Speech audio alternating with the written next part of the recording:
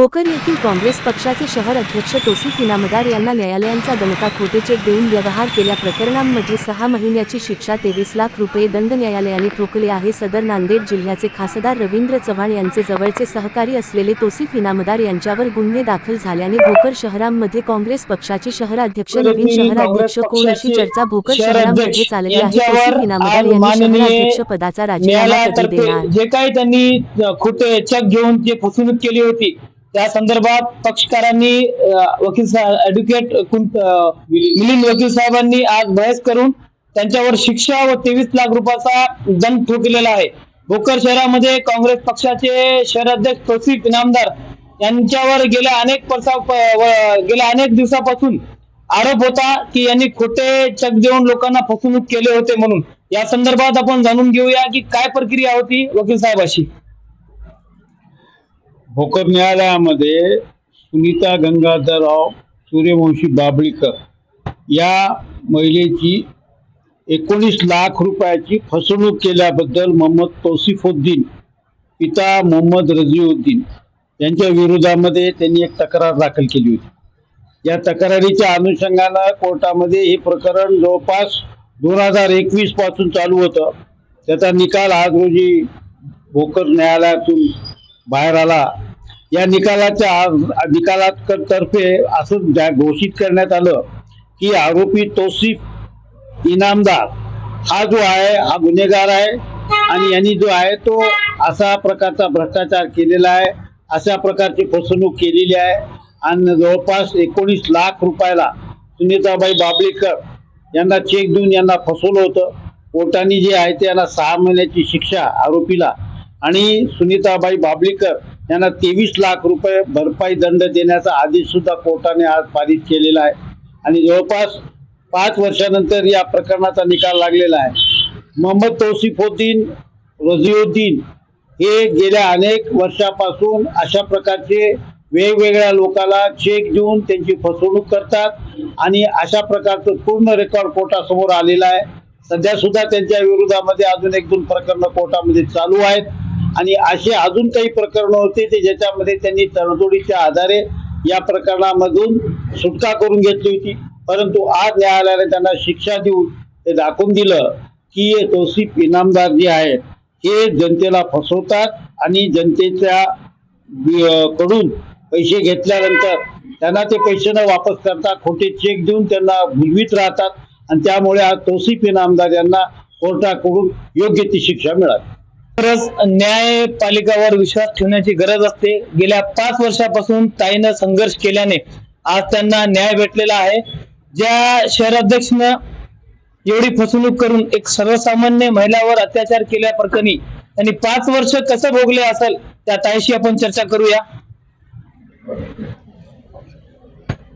2021 माझे मिस्टर 2019 मध्ये एक्सपायर्ड झाल्यानंतर त्यांची जी काही रक्कम आलेली होती त्या रकमेची चाऊल लागल्यानंतर तौसिफुद्दीन इनामदार व त्याचे सगळे साथीदार या सगळ्यांनी येऊन मला विनंती केली की बाबा आपण एक धंदा चालू करू ताई। मलाही असं वाटलं की माझा मुलगा सुशिक्षित आहे, बेकार आहे आणि कुठेतरी धंद्यात अडकून राहील, काहीतरी करता येईल म्हणून आम्ही तो दूध डेअरीचा धंदा निवडला आणि त्यांनी पैसे मी लावायचे ठरले आणि बाकी सर्व नियोजन तौसिफुद्दीन करायचं ठरलं। त्यानुसार आमचं सुरुवात झाली। त्या सुरुवातीच्या नंतर मी जसे मागितले तसे पैसे देत गेले आणि तो शेवटच्या क्षणापर्यंत मी त्याला काय नफा तोटा विचारल्यानंतर त्यांनी सांगितलं की आज बसू उद्या बसू, असा बसण्यामध्ये बराच कालावधी घातला। मग त्याच्यानंतर आम्ही मध्यस्थी जे होते मकसूद भाई आमचे मध्यस्थी साक्षीदार त्यांना बोलून बाबा हे असं तुम्ही पैसे द्यायला लावलात आणि या पैशाचं काय म्हणून मग आमची त्याच्यावर तडजोड होऊन तुमचे जे घेतलेले पैसे आहेत ते पैसे मी तुम्हाला देणार।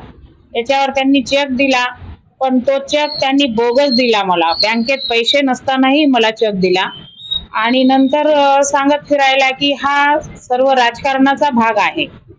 कारण म्हणजे तो राजकारणात आहे, काँग्रेस पक्षाचा तालुका अध्यक्ष होता आहे वाटतं आता पण, हा, शहराध्यक्ष.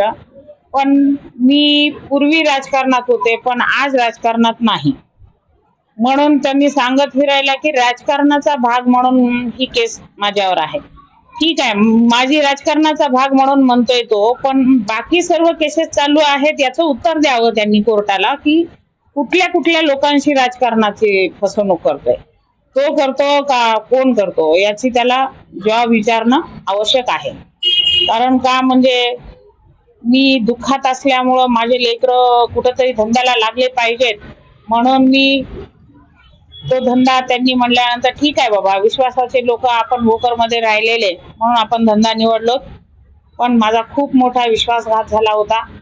त्या विश्वासघाताला आमचे ॲडव्होकेट मिलिंद देशमुख साहेब यांनी वेळोवेळी वेळ देऊन, कोर्टापुढं वेळोवेळी मांडणी मांडून आणि तशा प्रकारे कोर्टाच्या निदर्शनास आणून देऊन मला आणि त्यांचे ज्युनियर वकील शंभूबाई आणि चव्हाण साहेब, ह्या दोघांनी पण साहेबांना साथ देऊन, मला पण साथ देऊन वेळोवेळी कोर्टाच्या पुढे हजर राहून चांगल्या प्रकारे निदर्शनास आणून देऊन आम्हाला न्याय देण्यासाठी कोर्टांना सांगितलं गेलं. म्हणून सन्माननीय भोकर कोर्ट इर्ले साहेब यांनी आज जो निर्णय दिला त्या निर्णयाचं मी मनापासून स्वागत करते.